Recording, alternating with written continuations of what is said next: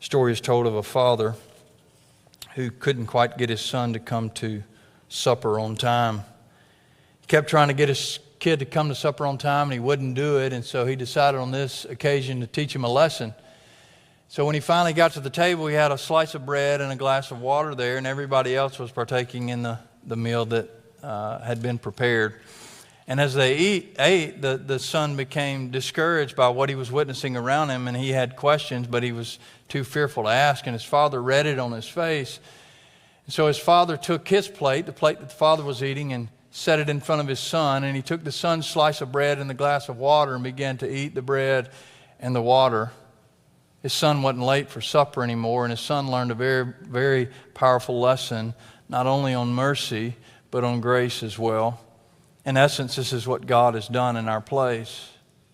All you had was the minute spiritual common grace nourishment that was necessary for you to live and breathe and move in the world prior to your understanding of faith in Christ. But when Christ intervened in your life, came in pursuit of you as a good shepherd that he is, and convicts you of sin and conveys you the truth, it's him swapping what was rightfully his and placing it before you as a delicacy, as something that is so beautiful that you cannot help but consume that reality, that meal that he's partaking in.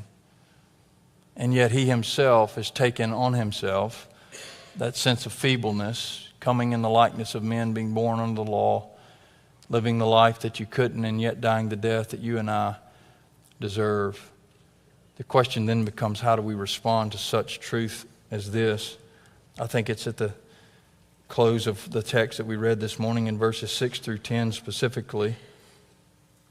The relation of what awaits us or awaits the believer should be met now with active obedience, intentional worship, and purposeful proclamation.